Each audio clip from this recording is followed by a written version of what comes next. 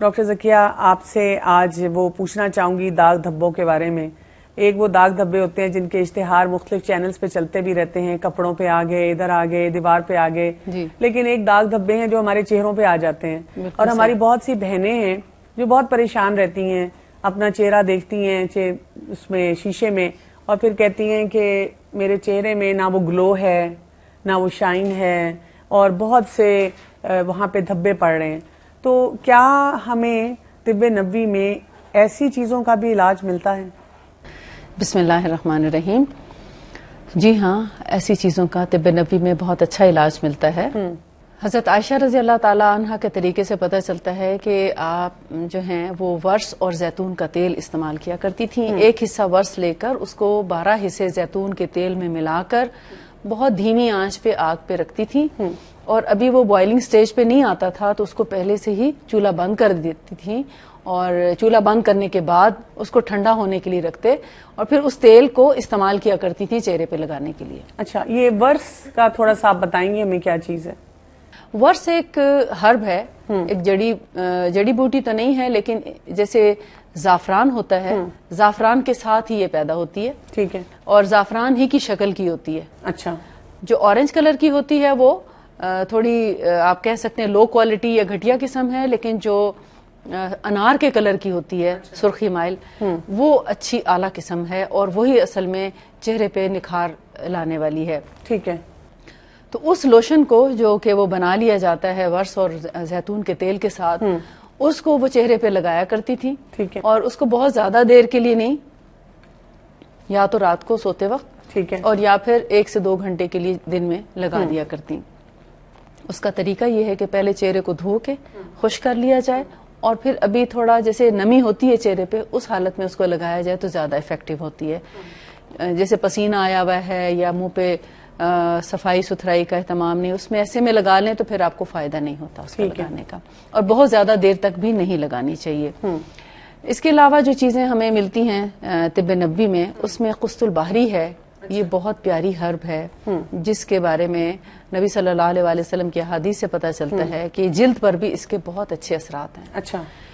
اس کو نہ صرف یہ کہ اسکن کی خوبصورتی کے لیے استعمال کیا جاتا ہے، بلکہ اگر ہاتھ جل جائے یا کٹ جائے یا کوئی زخم ہو یا کوئی پھوڑا جو ٹھیک ہونے میں نہ آ رہا ہو، اس کے اوپر اگر اس کو لگا لیا جائے تو یہ فوری افاقہ دیتی ہے. اچھا.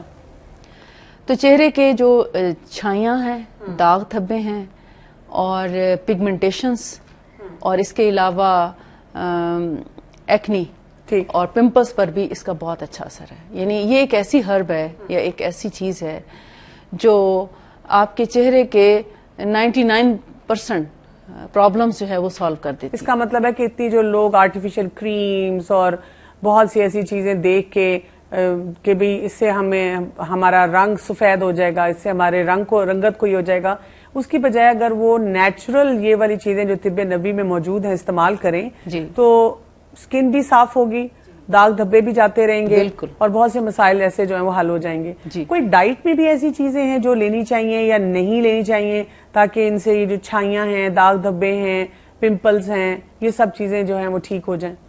جی ہاں، ہماری غذا کا ہماری زندگی میں بہت عمل دخل ہے، اور کہتے ہیں نا سکن کی جو خوبصورتی ہے وہ دراصل ہمارے کھانے پینے سے ہی تعلق رکھتی ہے.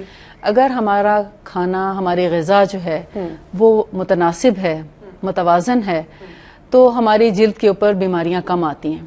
لیکن جب ہماری کھانے پینے میں بے احتیاطی ہوتی ہے یا اس میں ہم توازن نہیں رکھ سکتے، میٹھا بہت زیادہ کھا رہے ہیں یا گرم مسالے چیزیں، مسالے دار چیزیں، آئلی چیزیں، اور بہت زیادہ قسم کے گوشت، تو ایسے میں پھر سکن ریئیکٹ کرتی ہے. ٹھیک ہے.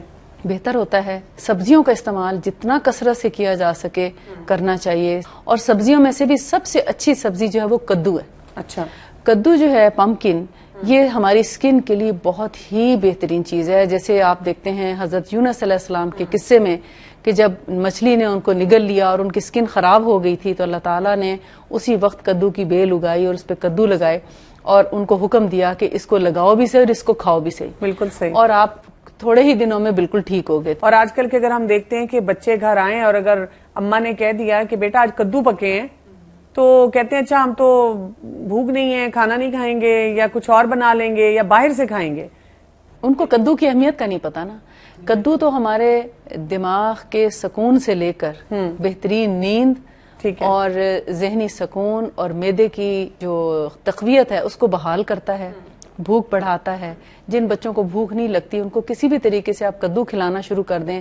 آپ دیکھیں گے جو مائیں شکایت کرتی ہیں کہ ہمارے بچے کچھ کھاتے نہیں، ان کو بھوک نہیں لگتی، اگر وہ چپکے بھی ان کو کدو کھلانا شروع کر دیں کسی بھی بہانے، بالکل، تو وہ آپ دیکھیں حیران ہو جائیں گے کہ ان کی بھوک واپس آ جائے گی. ہم نے کبھی بچوں کو چونکہ کدو نہیں کھلایا ہوتا، لیکن ہم شکایت کرتے ہیں کہ بچے جو ہیں وہ کھانا صحیح طرح سے نہیں کھاتے.